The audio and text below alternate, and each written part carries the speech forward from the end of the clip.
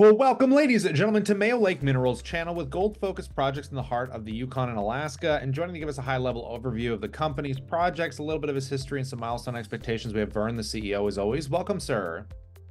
Yeah, good morning. I'm all ready to go and give you all the good news.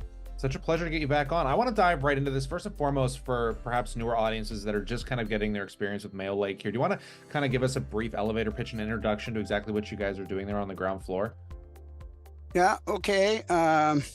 We well, it was a couple of years ago now. We went public and we did an exploration program on our five properties in the Yukon. They're all in what's called the Tombstone Gold Belt now, and we have some really good neighbors there, like Snowline, who just came out with a $7 million, a little bit more than that, 7 million ounce resource. Um, and so we did exploration on five of our projects, and two of them, one looks like could be the beginning of sort of a district, gold mining district. It's large, a lot of showings, a lot of anomaly stuff there. And the other was a great silver discovery right near Hekla's Keno Hill Camp. Now, the other thing that has kind of happened over the last couple of years, of course, lately there's been trouble for the juniors in financing, as is well known even till today. And it has made us hard for financing over the last couple of years our projects because um, the money just isn't there unless you have an advanced project. Now, here comes the exciting news. The uh, we managed to run into a company in one of the meetings in Whitehorse we're up there for, and this company had a project in Alaska. It was called it's West Mountain Gold, and it has the Terra project. Now, this definitely is an advanced project. They've got possibly already drilled off 2.5 million ounces of inferred and indicated gold, but by reported in an NI 43-101 that by produced by an independent geologist. And I might say that I was maybe a little skeptical of some of this, but I was talking to a large engineering firm in Vancouver there, and they went over it, and they said they couldn't see anything to bring about doubts.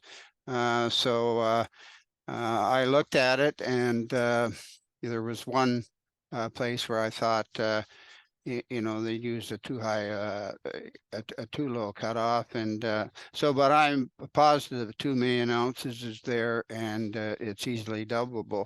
Now, how did we started engaging them, or they actually engaged us to see if we'd be interested in a merger. They were looking for um, a company that had experience in the geology of the area and operating in northern environments, who had made money in the gold business, or individuals in that company made money in the gold business, and had been involved in some fairly big financings. And we fit all those pictures.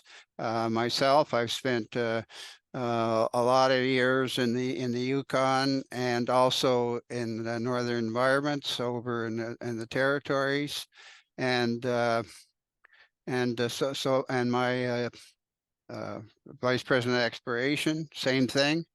So we're well versed in geology, and you might wonder, well, why is it important to have experience operating in northern environments? Well, you're faced with all sorts of limitations that you wouldn't normally engage in in the more southerly environments and even in tropical environments. You have long periods of darkness in the wintertime. You have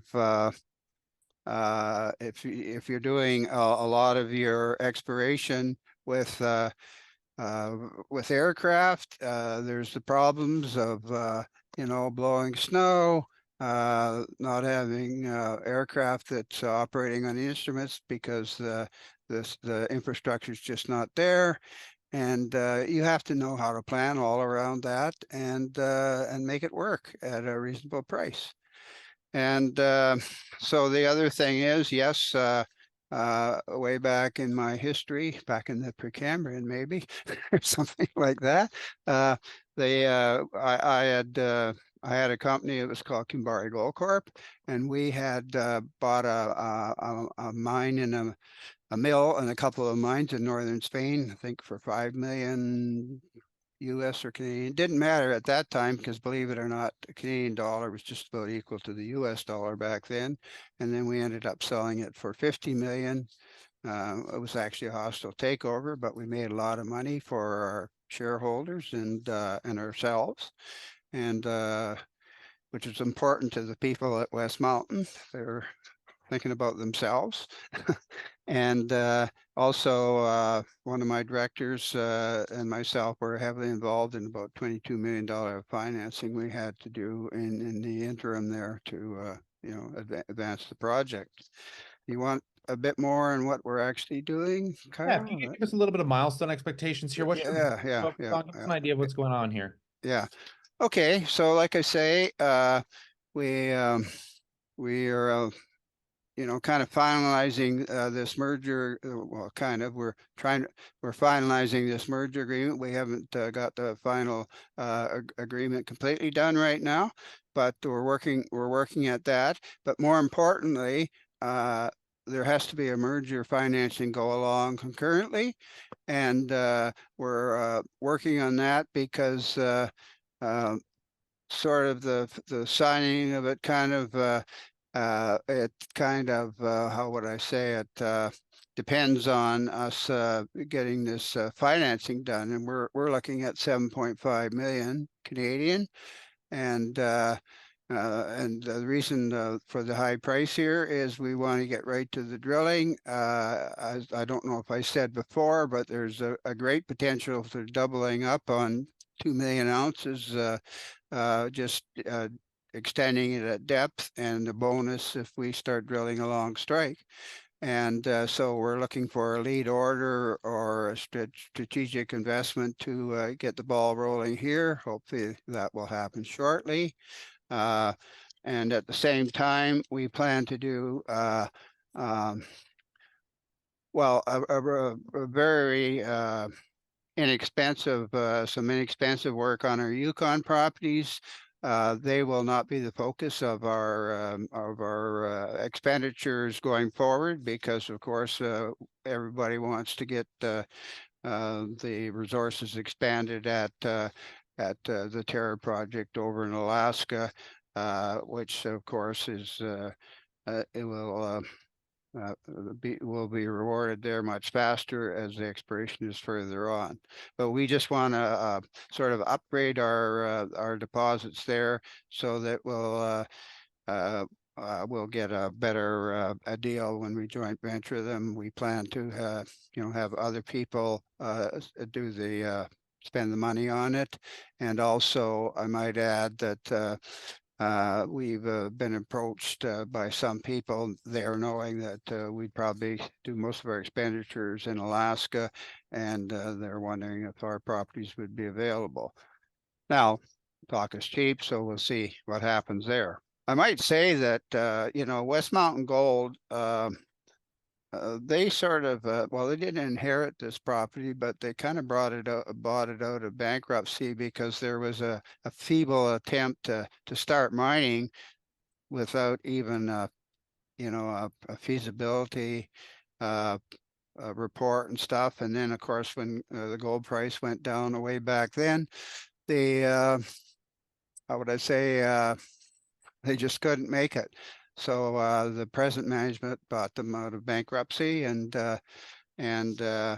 And so there's been a lot of work done on it. I'd say over $17 million of work has been done on this project, a lot of drilling.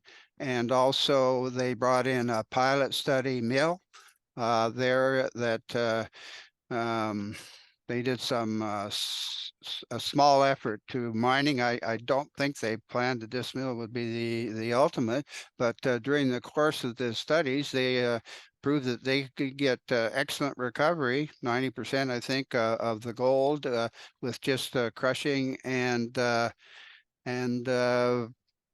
gravity separation with water and that sort of stuff. And also talking to this company in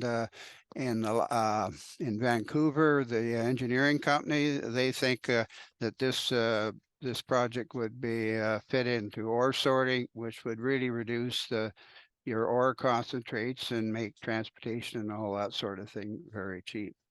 So I think that's kind of it Yeah, for where we're giving us going the- in the near future, in the next 6 months or so. Or yeah. Yeah, I think you offered a lot of clarity here. I definitely appreciate the insight. And as always, we'll pass it off to the viewers. We'd love to know what you think in that comment section below. Consider subscribing as News and Catalyst hit the wire. We're going to bring it to you here. But on that note, as always, we look forward to catching you in the next one.